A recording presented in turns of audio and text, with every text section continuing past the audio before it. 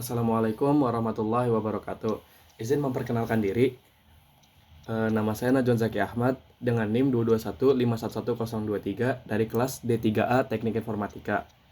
Di sini saya akan mempresentasikan hasil kerja saya pada mata kuliah komputer grafik. Tugas besar membuat pattern 2 dimensi. Yang pertama, saya membuat pattern seperti ini. Alasan saya membuat pattern seperti ini karena saya melihat pada pattern tersebut terdapat materi-materi yang diajarkan pada komputer grafik, yaitu scaling dan translasi. Padahal di sini saya bisa melakukan rotasi, tapi saya pada awalnya belum kepikiran dan saya hanya melakukannya scaling dan translasi saja. Untuk yang kedua, saya membuat seperti bunga ini, pola seperti bunga. Alasannya karena saya di sini melihat ada scaling. Scalingnya itu di sini ada lingkaran lagi sebenarnya. Cuman kalau dari jauh agak kurang terlihat.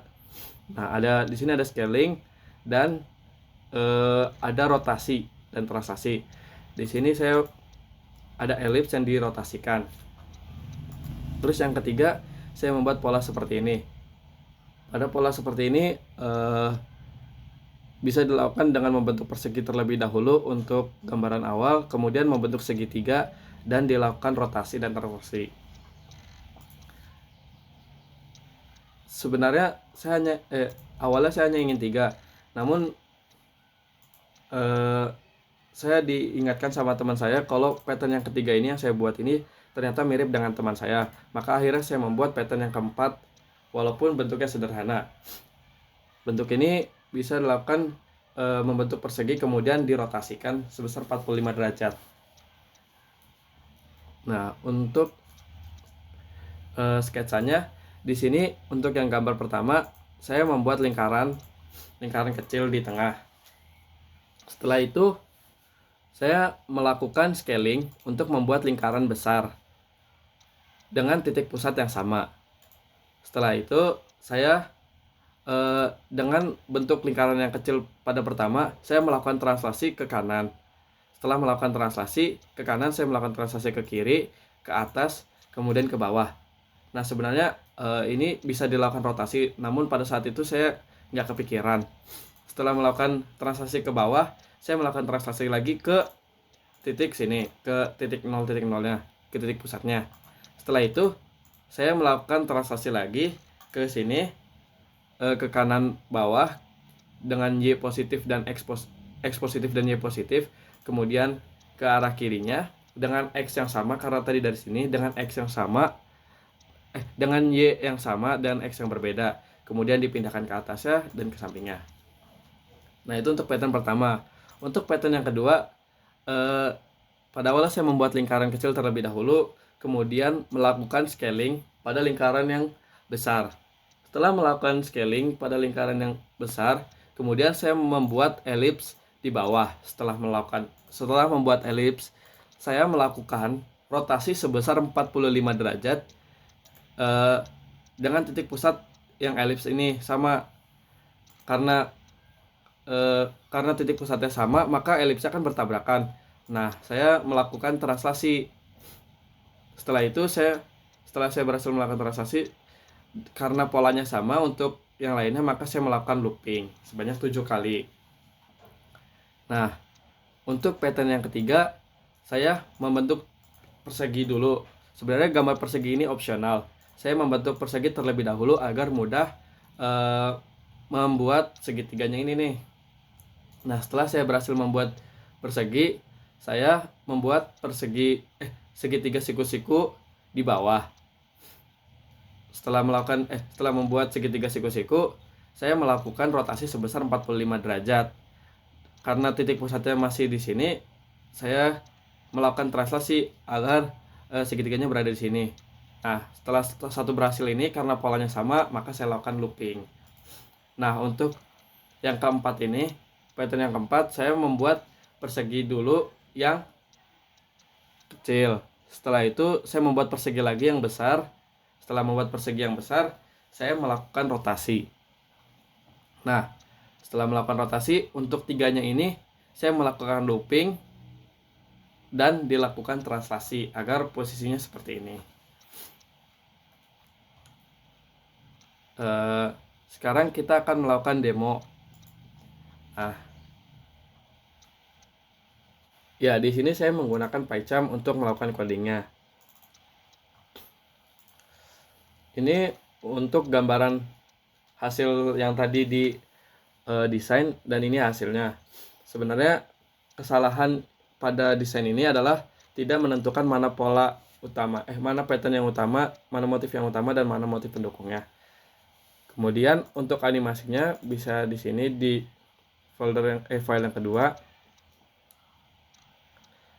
Nah, di sini melakukan animasi dengan pergeseran zigzag. Untuk melakukan pergeseran zigzag ini, karena arahnya ke kanan semua, maka X-nya akan positif terus. Sedangkan karena Y-nya setelah ke bawah dia melakukan ke atas, maka saya membuat kondisi jika sesuai yang diinginkan, maka dia akan dikalikan dengan negatif 1 agar ke atas.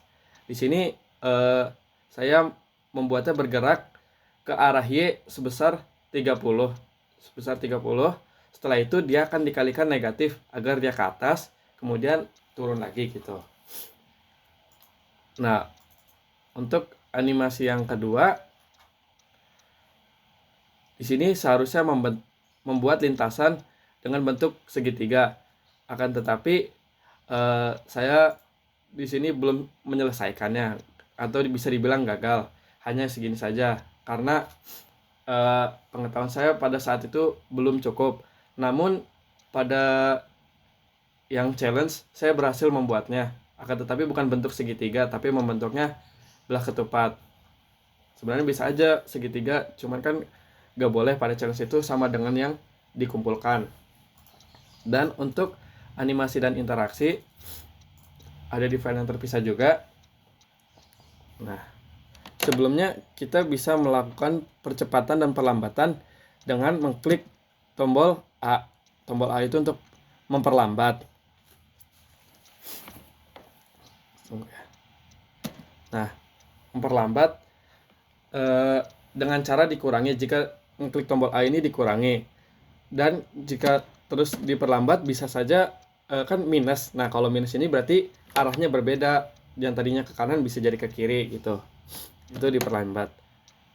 Nah, untuk mempercepatnya tadi kalau ke arah kanan ya, itu bisa ngeklik huruf D, teman-teman. Huruf D itu untuk ke kanan, berarti untuk yang A itu ke kiri. Dan untuk melakukan perputaran bisa kita klik tombol V.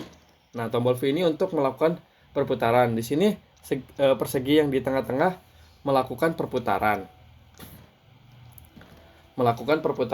Dan lingkaran yang di pinggir-pinggirannya ini, sebenarnya melakukan perputaran juga dengan titik pusat masing-masing. Jadi agak kurang terlihat. Nah, itu untuk perputarannya dengan rotasi. Jadi ketika saya mengklik tombol V, maka perputarannya akan ditambah terus tuh jumlah derajatnya. Jadi seolah-olah terlihat lebih cepat. Untuk melakukan perputaran ke arah sebaliknya bisa klik huruf B. Nah, B ini terus perputarannya ke arah sebaliknya sampai bisa dibilang stop, atau bisa ke arah sebaliknya gitu. Nah, bisa ke arah sebaliknya. Terus untuk melakukan scaling, kita bisa ngeklik, ini saya stop dulu ya. Saya bisa melakukan scaling dengan klik angka 2. Nah, angka 2 itu melakukan scaling. Kalau yang lingkaran ini, lingkaran di sekitarnya melakukan scaling ya. Kalau yang ini perseginya. Terus melakukan scaling, bisa sambil dijalankan juga tuh. Bisa sambil dijalankan, bisa sambil dipercepat rotasinya. Nah, bisa sambil putar. Terus untuk melakukan de-scaling atau tadi kan diperbesar, ini bisa diperkecil dengan mengklik tombol 1. Tuh. Kalau klik tombol 1 maka dia diperkecil. Tombol 2 untuk diperbesar. Itu saja. Itu saja dari saya. Kurang lebihnya mohon maaf. Assalamualaikum warahmatullahi wabarakatuh.